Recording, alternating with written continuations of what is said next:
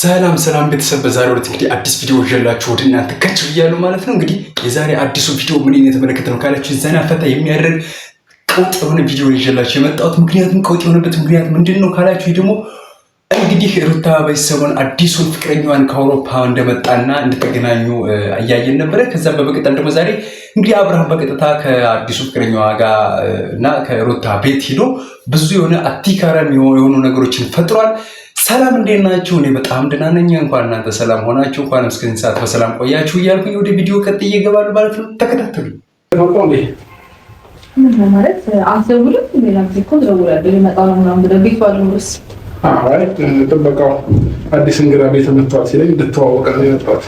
እንግዲህ አብርሃም እንዴት መጣ ወደዚህ አዲሱ ጓደኛዋ መምጣቱን በምን ሳወቀ ካላችሁ እንግዲህ የቤቱ ዘበኛ ደውሎ እንደነገረው እየተናገረ ነው ማለት ነው። እንግዲህ ቤቱ ዘበኛ እንደዚህ አይነት ሰው መጥቷል ያለ ለሱ ለአብርሃም መልእክት ሲያደርሰው አብርሃም ደግሞ እየጣደፈ ከች ብሏል ማለት ነው።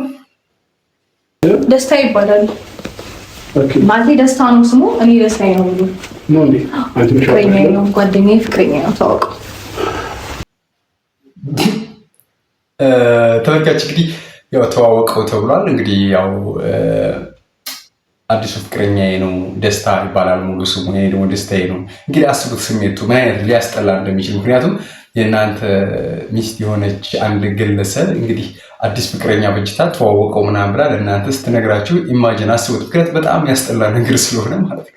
ትንሽ የሚደብር ነገር ነው። አብርሃም እንግዲህ በንዴት አጋጭቶታል ማለት ነው እንጂ እንግዲህ ስሜት ነው። ምን ማድረግ አንቺን ብትሆኚ ማለት ነው ውጭ ላይ ፈለግሽውን ነገር መሆን ትችያለሽ። ቤቴ ላይ ግን ምንም አይነት እንግዲህ አብርሃም እኔ ቤት ውስጥ ምንም አይነት ነገር ሲፈጠር ማየት አልፈልግም።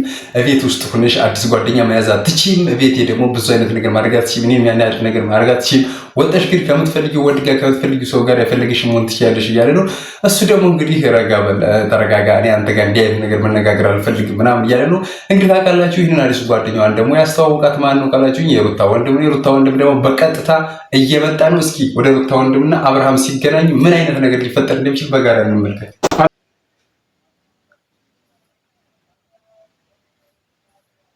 አንተ አንድ ቀን ደስታ ላይ እስቲ ደስታ ላይ ሁሌ መተበበጥ ነው በቃ። ኦኬ አንተ ነው ያመጣህ። ምን አገባ አንተ ነው ያመጣህ። ምን አገባ እንዴ? ምን አገባ?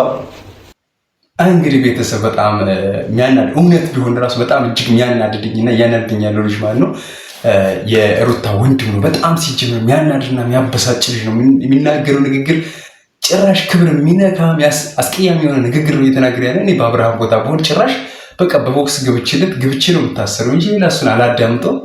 ምክንያቱም እያደረገ ያለው ነገር በጣም የሚደብር አይነት ነገር ነው። ይንቀለቀላል። ምን አገባ ምን ይመለከታል? እስኪ አንተ አንድ ቀን ሁሌ በደስታ መሀል ገብተህ መበጥበጥ ነው የምታውቅ ምናምን ያለ የእህቱን ባት እየፎገረና እየዘለፈ ነው ማለት ነው። ይህ ደግሞ እንግዲህ አስተዳደግ ችግር ያለባቸው ወጣቶችና ወንዶች የሚያሳዩት አይነት ካራክተር ነው። እንግዲህ ምንም ማድረግ አይቻልም። ያለቱ ግን ድራማ ነው።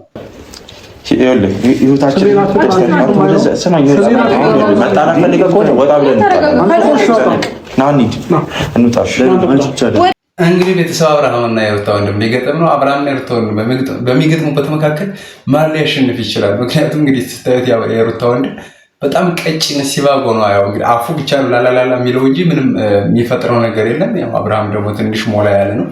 ያው እንግዲህ አንዴ ሲላት እንደ ነፋስ የሆነ ቦታ ላይ ልትል እንደምትችል ያስታውቃል። እንግዲህ ፈጣሪ እርዳት፣ ምንም ማድረግ አይቻልም። ምናልባትም ደግሞ እንግዲህ ወጥቶ ላይ ገጥሙም ይችላሉ። እንግዲህ የራናንተን ሀሳብ ግን በራሳቸው ኮሜንት ላይ አስቀምጡ። ናራስች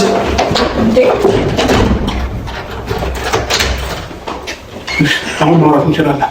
ከዚህ በኋላ ሴትና ወንዱ የሚለይ አሁን ነው። በቃ ና እንነጋገራለን። አስወጣ ዘጋበት በውስጥ ከዚህ በኋላ መነጋገር እንችላለን። እንግዲህ ሴትና ወንዱ እዚህ ጋር ይለያል ማለት ነው።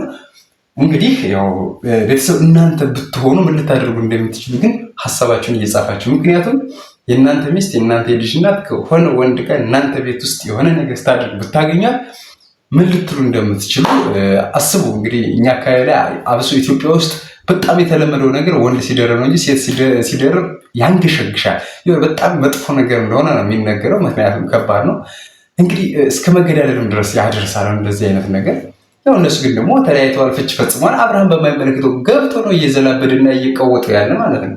መውሰድ አቅም እንደሌለ ጠንቅቅ ያውቃሉ። ለማያውቅሽ እያንዳንዱ ነገር በደንብ ተከታትያለሁ። ችግር የለውም እንዴ ባልገባኝም ስራዬ እንግዲህ ቤተሰብ አብርሃም እየተናገረውን ነገር አንድ ነገር ልብ በሉልኝ። ምንድነው ልብ በሉልኝ ያልኋቸው ነገር አንተ አይደለም አውሮፓ ውስጥ አይደለም ውጭ ሀገር እሷን እስከነ ልጇ አግብተህ ሚስት አድርገህ ይዘህ ከመሄድ ይቅርና ሐዋሳ መውሰድ አትችልም። ምክንያቱም አንተን አውቃለሁ።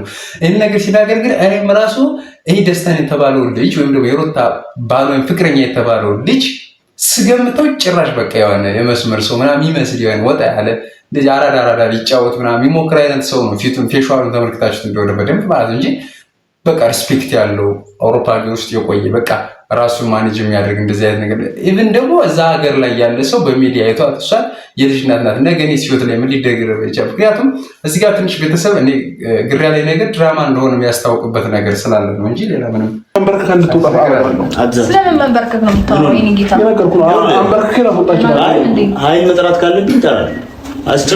ዛሬ አብርሃም በጣም ተናዷል ያልኩበት ምክንያት ምንድን ነው?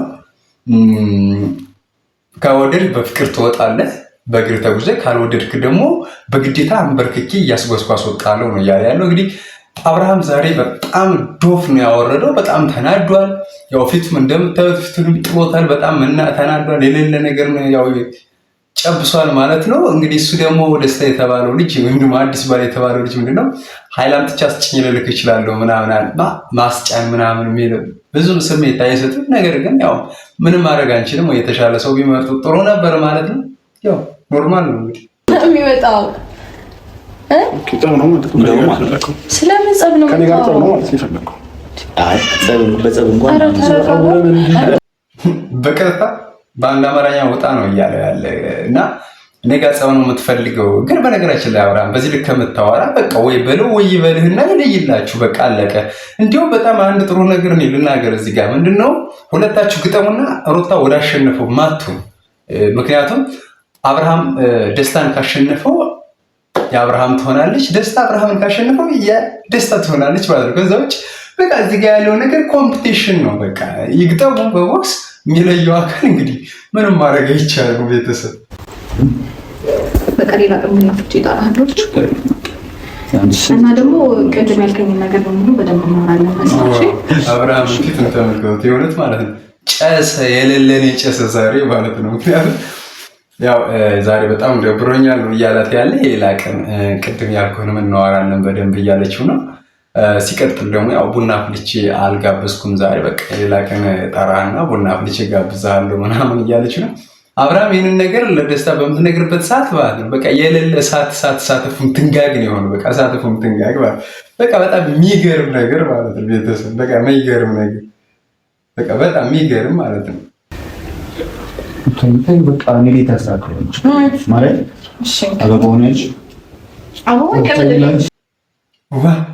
የሆነ ግን ቤተሰብ አሁን እስኪ እናንተ በራሳችሁ ስሜት የእናንተን ሚስት የሆነ ሰው ፀጉሯን እየነካካ ፊቷን እየነካካ የሆነ በቃ እየዳሰሰ ምናምን እንደዚህ ስለ አበባ ምናምን እንደዚህ በቃ ክራባት ልሰርልህ ምናምን እየተባባሉ የእውነት ቆማችሁ የምታዩበት አንጀት አላችሁ እንደ የእውነት ማለት ነው። እስኪ እናንተን እንደ ራሳችሁ ውሰዱ።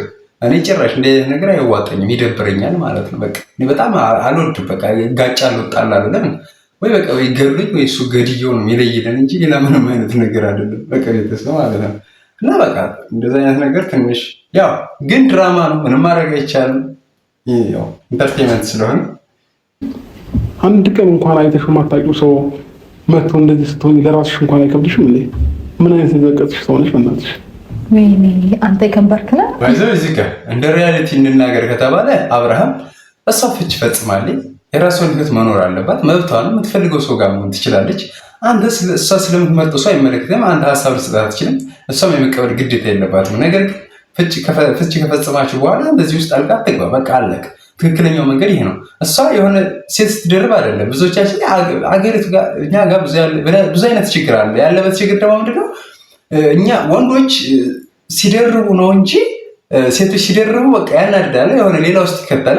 ስለዚህ እንዲህ አይነት ነገር ጥሩ አይደለም። አብርሃም ጥሩ የሚሄድ አይመለከትህም። ለልጅ መጨነቅ ትችላለህ እንጂ ከዚህ በኋላ ስሩት አይመለከትህም። ፍቺ ፈጽማቸው ማለት ነው። እንግዲህ ዛሬ ቤተሰብ ይዤላችሁ መጥቼ የነበረው ቪዲዮ ይህን ይመስል ነበር። ነገ በአዲስ ቪዲዮ እስከምንገናኝ መልካም ጊዜ፣ መልካም ቆይታ ይሁንላችሁ። ሀገራችን ኢትዮጵያን ሰላም ያድርግ። መልካም ጊዜ። ሰብስክራይብ፣ ላይክ፣ ሼር እያደረጋችሁ ቪዲዮ እንዲታይ